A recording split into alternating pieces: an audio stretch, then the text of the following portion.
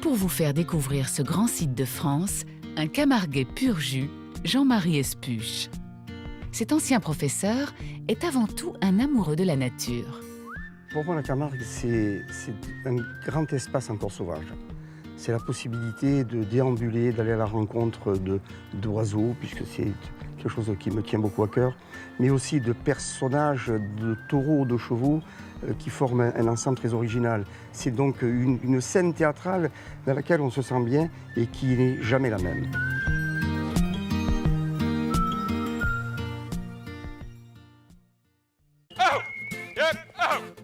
En Camargue, les hommes ont depuis longtemps pris l'habitude de vivre, mais aussi de travailler au cœur de leur environnement. Depuis le Moyen-Âge, ils partagent ainsi leur territoire avec une race bovine qui n'a jamais pu être complètement domestiquée, les taureaux camarguais. La conservation de cette race rustique n'est due qu'aux aptitudes de ces taureaux pour le jeu et les courses. Et si vous aimez l'univers taurin, ne manquez pas l'occasion de vous rendre dans cet endroit, une manade comme on l'appelle en Camargue. C'est ici que Jean-Marie a donné rendez-vous à Bernard Fouguerolles, un propriétaire taurin. Bonjour, ça va? Comment tu vas? Dis-moi alors, qu'est-ce que tu en fais de tous tes taureaux? Elle en fait du travail, on fait des courses libres, elle fait aussi un peu de spectacle dans les prés là. Et tous ces taureaux, bien sûr, passent leur vie dans les pâturages ici. Voilà, ils sont toute l'année dans les prés, mais l'hiver ils montent dans les bois et l'été dans les zones humides comme ici. Et là, ils sont là. Tu nous les montres? Oui, allez, on y va? Allez, on est parti. Allez, on y va. Allez, BJ, avant. Les taureaux camarguais sont réputés pour leur agilité et leur rapidité. Un poil agressif, ils sont parfaits pour vivre le grand frisson des courses camarguaises. Les origines de ces courses remonteraient au XVe siècle. Elles tendent toutes vers un objectif simple, un affrontement entre l'homme et la bête. Aujourd'hui, Bernard et son équipe doivent isoler des taureaux d'un troupeau qui participeront le soir même à une course camarguaise. Cette tradition s'appelle le triage. Le triage se fait par les gardiens à cheval qui vont isoler un à un les taureaux, les écarter du troupeau, puis les emmener vers le lieu du spectacle, les arènes. Mais ne vous trompez pas, ces joutes ne sont pas des corridas. Ici, il n'y a pas de mise à mort des taureaux. Une fois la course terminée, ils retrouvent leur liberté. Le soir, bon, ils sont plus ou moins encadrés, les cavaliers devant et les cavaliers un peu derrière. Mais par contre, ils sont repris à la sortie du village. On les re-encadre pour de façon à les mener là où on veut, quoi. Dans le camion. Auprès de... Et de là au pré. Voilà. Où ils vont mériter un repos pendant quelques jours. 3 semaines, normalement, pour les tours de course, c'est 15 jours, 3 semaines de repos.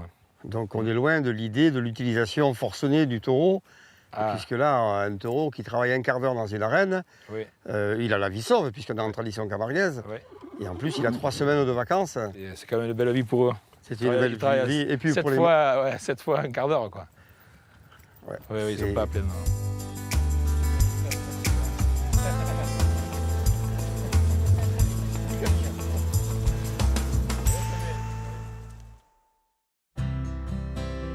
Pour Jean-Marie, la balade en Camargue se poursuit avec la découverte d'une plante typique de cette région, le roseau. Enracinés dans l'eau saumâtre, ils sont cultivés ici depuis l'Antiquité. D'abord utilisés comme plante fourragère, les roseaux vont très vite révéler leurs qualités isolantes. Depuis les années 50, l'exploitation de cette plante s'est intensifiée. Les 3/4 de la production annuelle française de roseaux venant de Camargue.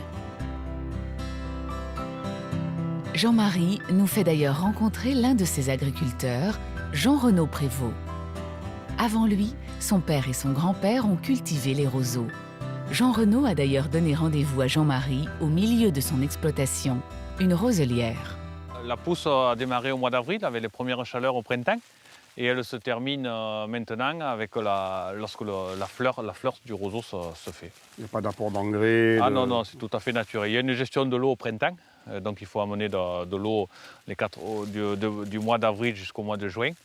Et après, c'est tout, quoi. Et donc le roseau pousse naturel. En cette fin d'été, Jean-Renaud assure la surveillance de l'exploitation. Les roseaux finissent tranquillement de pousser avant que le gros de l'activité mécanique de récolte ne démarre l'hiver qui suivra. Dis-moi Jean-Renaud, quels sont les ennemis du roseau? Le principal ennemi, c'est le ragondin. Parce que le ragondin, en étant herbivore, il va se nourrir de racines de roseau et il va mettre en péril la roselière. Et puis il va creuser des digues sur les berges. Tout ça, il va faire des terriers, creuser des digues. Ça va nous poser des problèmes après pour gérer l'eau. Ah oui, lorsque les niveaux d'eau sont forts, sont hauts, Voilà. ça peut effectivement s'effondrer. La production de Jean Renaud sert pour la constitution de toits en chaume. On retrouve ces roseaux dans quelques maisons camarguaises, mais aussi en Normandie et surtout aux Pays-Bas ou en Angleterre, deux nations particulièrement friandes de ce type de toiture. Une fois récoltée, la sagne, le nom local donné à ces roseaux, est ensuite dépouillée de ses feuilles, puis séchée et stockée dans des hangars ouverts pour éviter les moisissures. Ça, c'est le hangar où on stocke les roseaux pour livrer les artisans jusqu'à la fin de l'année. Cet hiver, on a fait une production de 200 000 boîtes. Et là, il reste autour de 35 000 boîtes pour arriver jusqu'à la fin de l'année. Et puis il y a des couleurs là, qui sont affichées. Oui, donc chaque ballot est étiqueté en fonction de la longueur du roseau. Donc là, tu as des étiquettes bleues, donc c'est le roseau qui est long. Les étiquettes vertes, c'est du roseau qui est court. Et là, tu as des étiquettes rouges où c'est le roseau qui est moyen. Et ça sert aussi de traçabilité pour la boîte de roseau. D'accord, parce que c'est du roseau Camargue, origine Camargue. Voilà.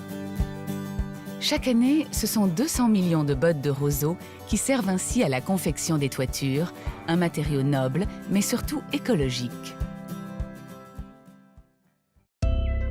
Mais si la Camargue est mondialement réputée, c'est aussi pour ses étangs et ses marais. Parmi ceux-ci, des marais salants où l'on récolte l'or blanc depuis l'Antiquité. Ces étendues sauvages permettent à l'homme de travailler et maintiennent la biodiversité. Ici, des dizaines d'espèces d'oiseaux nichent à l'année ou pendant la migration. Pour découvrir cet espace unique au monde, une virée en 4x4 s'impose. Jean-Marie accompagne Claude Chacornac, un saunier des Salins du Midi. La visite débute sur les rives de la Méditerranée. Je t'emmène au bord de mer pour te montrer le point de départ de la fabrication du sel. C'est-à-dire que l'eau est pompée à la mer. La Méditerranée, 29 grammes par litre d'NaCl, c'est-à-dire de sel, de chlorure de sodium. Donc on la fait rentrer par le canal que tu vois. En face, tu as une station de pompage. Cette station de pompage prend l'eau de mer. Donc cette eau-là va parcourir 65 km et elle va mettre 4 mois. Et elle va passer de 29 grammes par litre à 300 grammes par litre sur les cristallisoires, qu'on ira voir tout à l'heure. 10 fois plus concentré. 10 fois plus concentré. Le travail du saunier, c'est arriver à gérer les eaux pour arriver jusqu'à la cristallisation du sel sur les cristallisoires qu'on verra tout à l'heure. L'eau de la Méditerranée est donc drainée sur une surface de 8500 hectares.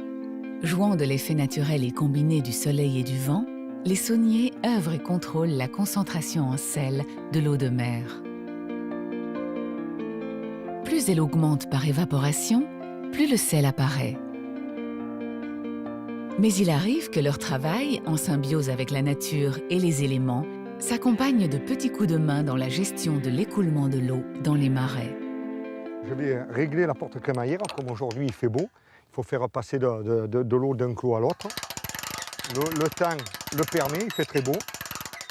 Donc là, effectivement, on voit déjà l'eau. Voilà. Donc, effectivement, on voit déjà l'eau passer d'un clos à L'eau qui l'autre. circule. L'eau qui est dans ce clos Commence à va sortir. circuler, passer sous le pont et sortir de l'autre côté pour alimenter ce clos-là. Grâce à cette gestion quotidienne des marais salants, les sauniers connaissent exactement la concentration du sel dans l'eau et peuvent ainsi débuter la récolte. Une fois l'eau évaporée, le sel est prêt à être récolté. Cette couleur rose, caractéristique des marais salants de Camargue, vient d'une algue de la même couleur qui contient une grande quantité de bêta-carotène protégeant de l'exposition du soleil. Plus la salinité augmente, plus l'algue se développe. Au cours de cette balade, Claude a tenu absolument à montrer à Jean-Marie le nectar des nectars, la fleur de sel. Ces cristaux qui apparaissent l'été à la surface des cristallisoires sont dus aux variations de température entre le jour et la nuit. Cette petite paillette que tu as, comme ça, là, tu vois, qui se délite très bien, c'est de la fleur de sel. Alors la différence du gâteau de sel, des cristaux de sel avec la fleur de sel, c'est que le cristaux de sel, lui, il se dépose avec le vent, la chaleur et tout. La fleur de sel, on appelle ça, d'ailleurs, on ne récolte pas la fleur de sel, on la cueille. D'accord. On cueille la fleur de sel. Cueillie pendant les mois d'été, elle doit être prélevée avec précaution.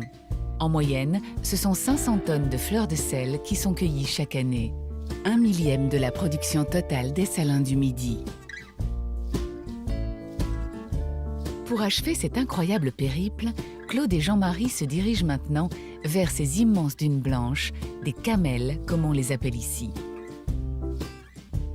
Regarde, le mot, ben, ça te fait penser à quelque chose? Effectivement, ça fait penser au dos du chameau. Hein. Voilà, ça fait penser aux deux chameaux qui, eux, transportaient le sel dans le désert. L'aboutissement du travail. Voilà, l'aboutissement du travail avec ce qu'on fait avec l'eau de mer. 65 km de parcours. Voilà. Allez, on y va.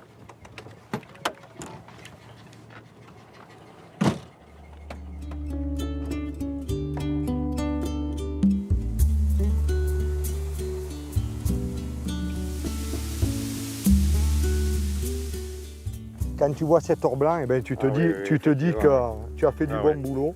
Hein. Ouais. Et on mesure tout le cheminement parcouru. Et on mesure tout le cheminement depuis la mer, parcouru jusqu'à la mise en camel. En camel, ouais. Voilà. Eh bien, merci beaucoup. Voilà. Eh bien, voilà, écoute, on y va. Super. Si vous souhaitez vous aussi admirer ces montagnes de sel extraits ici chaque année, vous pourrez associer cette visite avec celle d'Aigues-Mortes, dernière étape de notre escapade camarguaise. Les fortifications d'Aigues-Mortes offrent des points de vue époustouflants sur les salins du Midi et la cité médiévale. La ville, caractérisée par un niveau de conservation exceptionnel, est une étape obligée pour les visiteurs, curieux d'histoire et d'architecture. Et pour guider Jean-Marie dans cette étape, Patrick Florençon, historien des monuments nationaux. Bonjour Patrick. Bonjour Jean-Marie. Alors tu vas donner rendez-vous ici, je suppose que c'est grâce à Saint-Louis. Grâce à Saint-Louis. Sans Saint-Louis, Aigues-Mortes n'existerait pas. On est au pied de la statue de Pradier qui est du 19e siècle, qui représente un chevalier bien puissant, alors que c'était un personnage assez fluet, plutôt petit, mais qui a fait jaillir de terre Aigues-Mortes. Et nous sommes ici dans le lieu, l'emplacement le plus ancien de la ville, l'espace névralgique avec l'ensemble des pouvoirs religieux, Notre-Dame des Sablons, politique avec l'emplacement de la mairie, la maison consulaire, et économique, puisque c'est là que se tient le marché. Il était peut-être chétif, mais il était pugnace. Ah, très obstiné même, oui. On pourrait le dire. Bon, on visite? On va visiter. Allez. Il faudra presque 30 ans pour bâtir toute cette enceinte et pour qu'Aigues-Mortes devienne le premier port du royaume de France. Érigé au milieu d'étangs et de marais au bord de la Méditerranée, c'est au pied de ces fortifications que les Français partirent pour les croisades. Patrick, toutes ces constructions me donnent une impression de démesure. Ah mais c'est tout à fait ça. Bon, la démesure, elle est sous deux aspects. D'abord, l'ampleur. C'est un monument énorme. C'est quand même 1643 mètres de déroulé. Ce sont 10 portes, des tours, etc. Mais aussi, et c'est pour symboliser la puissance du roi. Au milieu de ce désert. Et l'autre plan, c'est sur la construction. Il faut s'imaginer que la totalité du rempart a été construite sur un système de pilotis et qu'il a fallu, pour lutter contre l'eau, la nappe phréatique et la nature du sol qui est sableuse, installer ces pilotis pour dresser la muraille. D'après mes estimations, pour construire l'ensemble du rempart, on a utilisé environ 150 000 arbres. 150 000 arbres, donc des arbres qu'on a trouvés sur place. Sur place. Et c'est ce qui, justement, influe sur... a pour conséquence la modification du système écologique de cette région, qui attirait les gens et qui est devenu insalubre et qui a vu se développer la malaria au XIVe siècle. Et l'apothéose de cette visite tient à cette tour, la tour de Constance. Ce donjon massif est séparé du reste des remparts. Il obéit aux constructions de l'époque et correspond au plan type des châteaux capétiens. Haute de 33 mètres, la tour de Constance servait à protéger l'enceinte d'Aigues-Mortes, mais elle a aussi longtemps servi de prison. Eh bien, Jean-Marie, on est ici dans la salle haute de la tour de Constance, qui a été très célèbre parce qu'elle a été le lieu d'enfermement des protestantes à partir de la fin du XVIIe siècle et au XVIIIe siècle. Alors, il y a eu de très nombreux captifs ici, hommes, femmes, mais le personnage le plus caractéristique, emblématique de la Tour de Constance, c'est quand même Marie Durand, une jeune femme incarcérée ici à l'âge de 19 ans, tout simplement parce qu'elle est protestante. Et elle va rester enfermée ici pendant 38 ans. Elle a laissé un message sur le bord de la Margelle à ses congénères: résistez, ne trahissez ni votre foi, ni les vôtres. Et je crois que le message a intérêt à rester encore ici. Passe les âges, là. Et pour terminer la visite d'Aigues-Mortes, rien de tel qu'un magnifique panorama depuis le sommet de la tour. Waouh! Étonnant, non? Eh bien, écoute, c'est la première fois que je monte aussi haut dans la Tour de Constance. Oui, tu sais, c'est un lieu qui est, pour des raisons de sécurité, n'est pas ouvert au public. Mais de là, on a quand même la conscience de ce que pouvait être le monument à l'époque médiévale. On est ici dans le phare.